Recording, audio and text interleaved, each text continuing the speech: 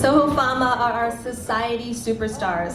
They are committed to promoting healthy eating and living by organizing wellness pop-ups, collaborating with like-minded artists, farmers, and exhibitors, and using their space as a community venue for sustainability meetups. Well, I'm here with Larry from Sohofama. Congratulations on the win. Thank you. Larry, I'd like to ask you, why is it important for food businesses to think about sustainability? I think it's important for all businesses to consider sustainability because if you're not thinking about sustainability, you're not thinking about the impact you have, especially if you want your business to grow. I think when it comes to just businesses, we always talk about being conscious. Being conscious is just about not only focusing on your profit, your bottom line. You think about the planet, the animal, the people you work with, the people you deal with. So when you apply that to food business, I think it's even more so important because most people eat at least 3 times a day, right? So if you use Hong Kong as an example, we have 7 million people. We all eat 3 times a day. We all spend on average $2,500 a month. That becomes $1.7, $1.8 billion industry. So your impact is huge either way, whether you think about it or not. So I think that's why. Tell me why you decided to collaborate with Food Made Good, and what has it done for you as a business? Food Made Good was like a dream come true. I think when we first started, we didn't know how to go about it. We actually started with very much a health focus. We weren't actually that eco-conscious.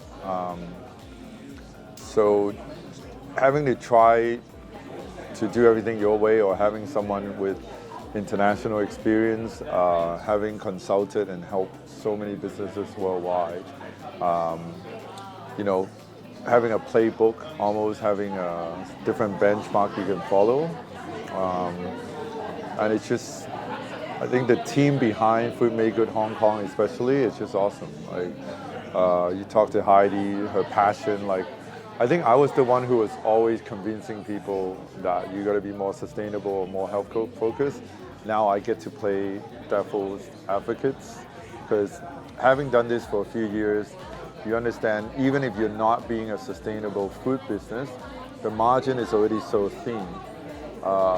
And everything you want to change for any good reasons, it costs money, right? So being able to balance it out, what you do by when is very important. So, and then I think having joined the community and also meeting other people, I would say one of the businesses that really caught my attention this year, collaborating with Heidi and Food Made Good, was Dignity Kitchen.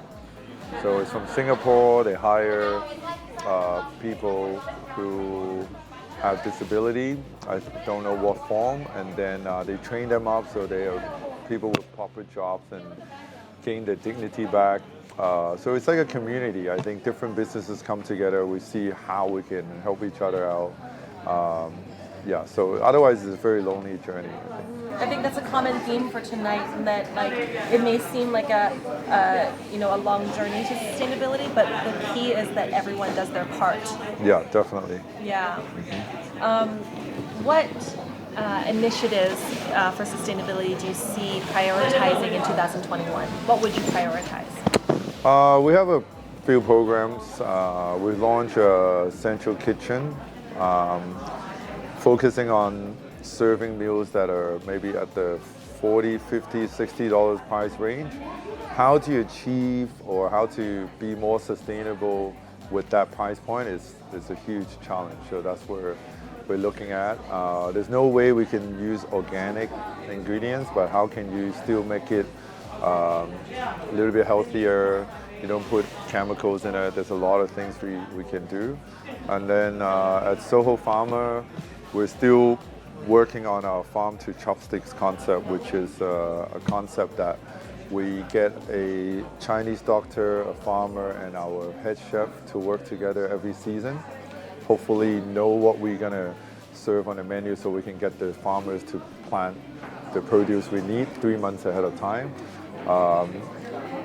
I think it would be great to see more CSA type of programs in Hong Kong, like which stands for Community Supported Agriculture. So I think farmers need more support, but also need support in advance.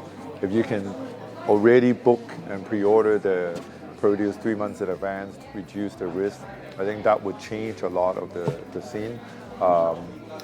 Because Hong Kong still import 95% of the food, right? So I think that's a real threat right now, especially with everything that's going on between US and China.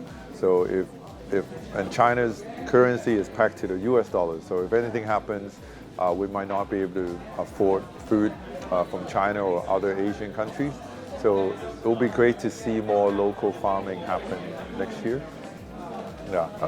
Also, I think I heard that up until around 25 years ago, 75% of food we consume in Hong Kong were from Hong Kong. So it can be done. That's an important statistic to remember. Yeah. It's been done before. Yeah. Finally, what advice do you have for restaurants who want to become more sustainable? Yeah. Be very, very careful. I think when we talk about sustainability, it's just about being able to last as long as we can, being self-sustaining. But I think being financially sustainable, it's obviously the number one key. Otherwise, we will become part of the statistics of what it didn't work. So it might actually discourage people to go in and try. So I would say take your journey. Be careful with every step you take. Don't go all in. I think unless, again, if you already have customers that will support, I think the most important thing is for the business owners to observe the market. I think if people support it, then you can do it. Otherwise, you don't want to be one of those the concepts that were too early for its time. So that would be my advice. I'm telling that to myself. That's wise words from a businessman and an environmentalist. Thank you. Yeah. Thank you, Larry. Congratulations. Thank you.